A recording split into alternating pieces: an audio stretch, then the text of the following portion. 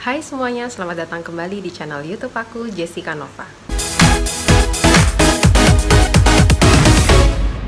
Karena di video ini ada yang tanya juga tentang bagaimana caranya supaya bayi kembar bisa lahir dengan berat badan yang normal. Di sini aku akan sharing pengalamanku pada saat kehamilan kembar kemarin, apa aja yang aku makan, apa aja yang aku lakukan, dan tentunya aku nggak akan asal-asalan untuk kasih informasi. Aku akan ambil beberapa data dari beberapa sumber supaya apa yang aku sampaikan ke moms and dads itu adalah informasi yang valid. Nah, sebelum mulai, moms and dads perlu tahu nih berapa kira-kira rata-rata berat badan janin di dalam rahim dari minggu ke minggu. Ini aku mengutip dari alodokter.com, kisaran berat badan janin setiap minggunya.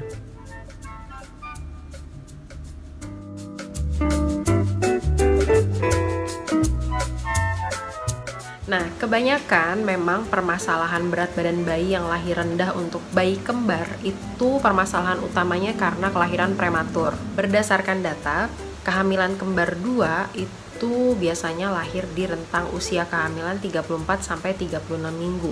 Dan kehamilan kembar 3 itu lebih muda lagi biasanya waktunya untuk melahirkan. Aku juga udah pernah konsultasikan ini ke dokter spesialis kandungan pada saat itu, karena aku pikir untuk kehamilan tunggal dan kembar pasti akan ada berbeda dong. Mungkin ada sedikit selisih berat badan yang masih dianggap normal oleh dokter. Tapi pada saat itu dokter bilang untuk batas berat badan aman untuk terjadi kelahiran itu sama mau bayi kembar atau bayi tunggal, yaitu 2,5 kg. Jadi dokter pada saat itu hanya berpesan untuk fokus pada komposisi makanan, komposisi nutrisi yang setiap hari dimakan, lalu batasi aktivitas karena melakukan aktivitas yang terlalu lelah, aktivitas fisik yang terlalu banyak itu sangat tidak disarankan untuk ibu yang mengandung bayi kembar. Apalagi kehamilannya adalah kembar identik yang biasanya nih suka dalam satu kantong gitu atau satu amnion sak. Apa sih sebenarnya yang dikhawatirkan dari bayi yang lahir dengan berat badan yang lebih rendah? Ini aku mengutip dari alodokter.com.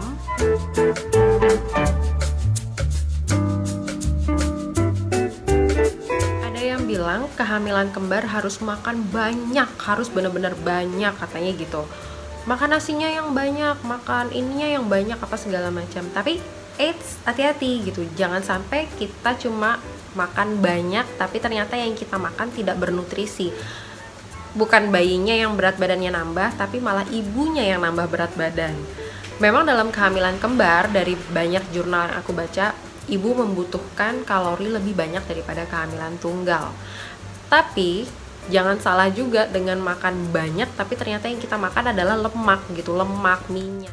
Dari sini bisa kita lihat bahwa ibu dengan kehamilan kembar 2 membutuhkan 300 kalori ekstra di trimester pertama, kemudian 680 kalori di trimester kedua, dan 900 kalori ekstra di trimester ketiga setiap harinya. Jika mengandung bayi kembar 3, maka harus memakan 450 kalori ekstra di trimester pertama, kemudian 1020 kalori ekstra di trimester kedua, dan 1350 kalori ekstra di trimester ketiga setiap harinya. Komposisi nutrisinya didapatkan 20-25% dari protein, 45-50% dari karbohidrat, dan 30% dari lemak. Perhatikan komposisi karbohidrat bukan berarti nasi putih dan roti putih, tapi bisa diganti dengan gandum, nasi merah, ubi, jagung, dan sayur mayur yang lainnya yang tidak hanya mengandung karbohidrat tapi juga tinggi serat. Jadi fokuslah pada makanan yang bernutrisi. Sebenarnya sih aku bilang pada saat hamil itu juga ya kita harus perhatikan diet ya, benar-benar diet sehat. Diet ini bukan berarti makan sedikit gitu kayak orang lagi mau ngurusin badan, enggak, tapi lebih ke pola makan yang lebih sehat. Menurutku sih seharusnya itu sangat-sangat harus diperhatikan. Nah, aku pada saat itu juga lebih fokus untuk memperbanyak makan protein, kemudian karbohidrat yang cukup aja moms, nggak perlu berlebihan. Kemudian yang dimakan dalam jumlah banyak juga adalah sayur-sayuran dan buah-buahan gitu. Jadi harus banget untuk kaya serat dan vitamin. Kalau aku lebih memilih untuk memperkaya itu dari asupan makanan. Kebetulan aku udah pernah cerita di video sebelumnya kalau aku tidak mengalami kayak morning sickness yang parah gitu pada saat hamil. Jadi untuk makan aku sangat-sangat masih oke banget gitu. Jadi aku bisa memenuhi semua kebutuhan itu dari makanan. Untuk susu hamil, jujur aja sama sekali aku tidak konsumsi susu kehamilan. Yang aku konsumsi pada saat itu juga aku konsultasi dengan dokter. Aku tanya, perlu nggak sih dok untuk mengonsumsi susu ibu hamil? Tapi dokter pada saat itu mengarahkan untuk lebih baik memakan kalsium dari organik gitu. Maksudnya dari makanan yang memang sumber kalsium. Oke, kalau gitu susu berarti nggak perlu susu ibu hamil. Pada saat itu aku hanya minum susu segar, susu yang UHT atau pasteurisasi aja yang diminum. Itu udah cukup. Kalau misalnya bosen minum susu kayak begitu, aku juga ganti yogurt. Jadi selang-seling aja, setiap hari bisa susu atau yogurt atau keju. Banyak sekali sumber kalsium tinggi yang terkandung dalam makanan sehari-hari sebetulnya tanpa kita sadar. Contoh sayur-sayuran hijau, kemudian ikan-ikanan, kemudian ada di dalam kacang-kacangan juga ada kalsium yang sangat bagus untuk tubuh. Nah, semua pola makan yang aku lakukan itu aku konsultasikan dengan dokter kandungan setiap kali pemeriksaan kehamilan. Fungsinya apa? Supaya terkontrol nih. Karena ibu yang hamil kembar itu juga sangat rentan untuk mengalami tekanan darah tinggi. Dan aku udah pernah cerita di video itu, aku juga mengalami kenaikan tekanan darah. Walaupun masih terbilang normal, tapi juga itu agak cukup membuat kaget gitu, karena biasanya tekanan darahku normal 120/80, tapi begitu masuk trimester kedua kehamilan mulai perlahan naik dari 130 sampai 140. 140 itu stabil sampai 9 bulan gitu. Makanya sangat-sangat perlu dikonsultasikan dengan dokter pola makannya apa. Jangan sampai asal-asalan banyak makan, tapi yang kita makan adalah makanan-makanan dengan tinggi lemak dan kolesterol jahat. Justru itu bisa membuat kesehatan kita juga bermasalah gitu, Moms. Berikutnya yang aku lakukan juga adalah membatasi makanan dan minuman manis.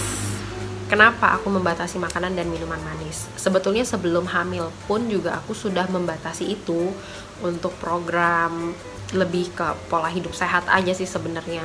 Bukan berarti aku nggak ngopi atau nggak minum green tea latte gitu, Moms, atau minum-minuman yang lain gitu. Sesekali juga aku masih minum boba, tapi ya nggak setiap hari juga. Atau craving for sweets, kayak mau makan donat yang manis atau mau makan sesuatu yang kue-kue yang manis-manis, itu benar-benar aku batasi. Kalaupun aku makan ya paling hanya 1 potong, itu udah cukup gitu. Bukan berarti yang aku makan kayak bisa 3-4 potong kue sekali makan, enggak. Karena ketika kita di lidah nih rasanya ingin sekali makan makanan yang lebih manis atau minum minuman yang lebih manis, mungkin tubuh Moms lebih membutuhkan protein. Jadi aku udah menerapkan itu dari dulu. Ketika aku craving for sweets, aku akan ganti dengan protein. Misalnya aku mau banget makan donat gula, aku akan ganti lebih pilih untuk makan telur rebus. Karena telur rebus udah jelas itu ada kandungan proteinnya, sedangkan di dalam donat gula bukannya nggak ada kandungan protein, pasti ada sedikit kandungan protein, tapi itu tidak sama nutrisinya dengan makan telur rebus atau makan ikan atau makan daging gitu atau makan ayam. Jadi makanlah makanan yang memang diperlukan oleh janin, bukan yang diinginkan mulut ibunya. Banyak yang suggest untuk makan ini, makan itu, tambah suplemen ini, tambah suplemen itu, tapi aku lebih memilih untuk konsultasikan dulu semuanya dengan dokter. Kebetulan aku bersyukur banget dokternya ini sangat-sangat mendukung untuk penuhi asupan yang bisa dimakan oleh ibu dari sumber alam gitu. Kecuali itu kurang, baru akan ditambahkan dengan suplemen. Tapi bersyukur banget beliau sih, terima kasih Dr. Valentinus Bambang Haryanto SPOG karena sudah sangat memantau kehamilan saya pada saat kemarin itu. Dan semua saran-saran dokter itu benar-benar aku terapkan gitu. Jadi bersyukur banget. Target dokter pada saat itu kehamilan kembarku harus lahir di minggu ke-37. Targetnya di minggu ke-37. dan tepat sekali mereka juga lahir di minggu ke-37 gitu. Kecuali moms memiliki masalah gangguan makan pada saat selama kehamilan atau morning sickness yang berlebihan, itu mungkin akan ditambahkan suplemen-suplemen tertentu oleh dokter. Jadi silakan dikonsultasikan ke dokter kembali. Semua yang dialami oleh ibu hamil, baik kehamilan kembar ataupun tunggal, itu simptomnya nggak ada yang sama, pasti beda-beda. Jadi treatment untuk setiap ibu juga berbeda gitu. Sebaiknya dikonsultasikan dengan dokter spesialis kandungan. Oke, selain makanan, apalagi yang aku lakukan? Jadi aku itu masih beraktivitas ke kantor sampai dengan usia kandungan 8 bulan. Dan begitu masuk 32 minggu, 8 bulan itu aku baru cuti hamil. Karena memang sesuai dengan peraturannya seperti itu. Untuk ibu yang hamil kembar dan masih bepergian ke kantor, sebaiknya memang juga sangat memperhatikan moda transportasi yang dipilih. Kalau aku pada saat itu sampai 8 bulan kehamilan masih ke kantor, aku benar-benar memilih untuk transportasi yang benar-benar tidak membuang energi harus berjalan jauh dan lama baru ketemu kendaraannya gitu. Jadi pulang pergi naik taksi gitu, tapi ya nggak ada pilihan gitu untuk aku ya, dengan kondisi kantor yang cukup jauh, macet gitu. Aku nggak mungkin ngambil resiko untuk berjalan jauh gitu terus baru menemukan kendaraan lagi gitu. Kayaknya itu nggak mungkin banget. Jadi memang ya mau nggak mau harus ada yang dikorbankan gitu. Dan menurut aku sih apa yang dikorbankan nggak sebanding lah moms dengan anugerah yang sedang ada di dalam tubuh kita yang menantikan untuk lahir dengan sehat dan sempurna gitu. Jadi untuk ibu bekerja memang sangat-sangat harus dipilih moda transportasinya senyaman mungkin, seaman mungkin sampai di kantor, dan mengurangi aktivitas fisik. Benar-benar gak usah terlalu banyak kemana-mana warawiri gitu, karena ingat aja apalagi yang lagi hamil kembar identik, yang dijaga adalah jangan sampai terjadi kelahiran prematur. Banyak faktor sebenarnya untuk terjadi kelahiran prematur. Aku nggak bisa bahas semuanya di sini karena bukan kapasitasku juga gitu. Moms and dads bisa cari informasi lebih banyak lagi dari para ahli, tapi yang pada saat itu aku lakukan untuk mencegah nih, hanya untuk mencegah supaya jangan sampai terjadi kelahiran lebih dulu, ya salah satu caranya itu membatasi aktivitas fisik. Kemudian untuk olahraga, aku tidak sempat berolahraga jujur aja karena ke kantor itu tadi pagi sampai malam gitu ya, banyak aktivitas di kantor. Ya nggak sempat olahraga gitu, benar-benar nggak yang ikut gimana caranya yoga untuk hamil atau apalah gitu, itu benar-benar nggak sempat. Dokter benar-benar suggest untuk lebih banyak istirahat daripada melakukan banyak aktivitas fisik. Kelola stres dan ciptakanlah kebahagiaan gitu, karena ada dua kehidupan di dalam tubuh kita. Itu adalah anugerah yang sangat indah dan harus kita jaga. Jadi menurutku pada saat itu nggak ada hal yang lebih penting selain menjaga mereka untuk tetap happy, dan aku juga harus happy gitu, karena kebahagiaannya ibu akan ketransfer nih ke janin-janin ini, dan pasti mereka akan tumbuh lebih optimal. Jangan sampai sedih berlebihan gitu, karena itu sangat-sangat berpengaruh pada janin. Jadi ciptakanlah kebahagiaan. Dads, ayo support moms yang sedang mengandung, mau hamil tunggal atau kembar gitu, supaya bahagia setiap hari. Benar-benar setiap hari itu berpikiran positif, jangan berpikiran yang negatif, jangan sampai sempat berpikiran negatif. Berikutnya, pastikan tubuh kita betul-betul terhidrasi atau betul-betul terpenuhi kebutuhan air putihnya.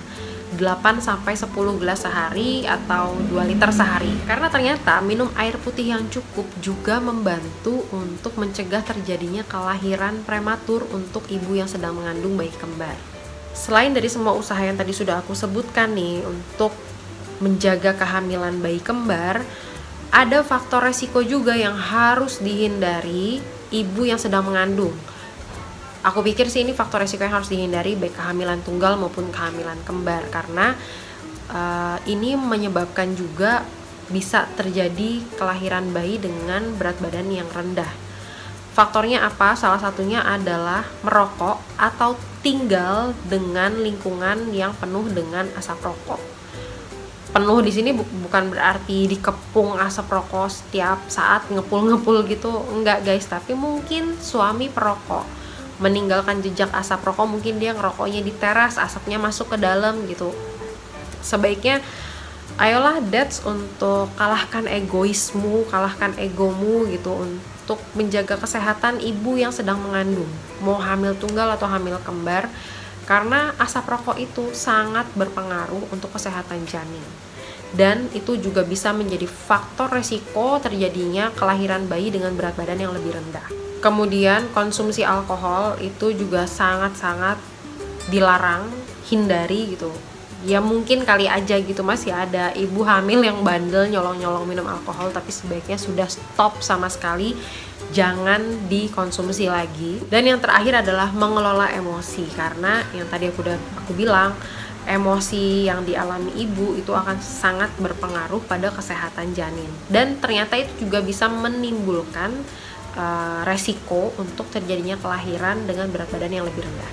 Segitu aja yang bisa aku share untuk moms and dads, bagaimana caranya supaya bisa melahirkan bayi kembar dengan berat badan yang normal seperti lahir tunggal dan sesuai dengan target waktu dokter, yang tentunya tidak bisa dilakukan sendiri oleh moms yang sedang mengandung, tapi juga butuh support system yang baik, butuh bantuan dari suami, butuh dukungan dari suami dan juga sekelilingnya. Untuk moms, jangan sungkan-sungkan untuk meminta bantuan pada orang sekitar kalau memang sudah merasa perlu bantuan atau merasa kelelahan, perlu disupport. Ayo bicarakan, jangan sampai memaksakan tubuh dan akhirnya itu bisa berakibat yang tidak baik untuk janin yang sedang dikandung. Semoga informasi di video ini bermanfaat. Sampai jumpa lagi. Bye!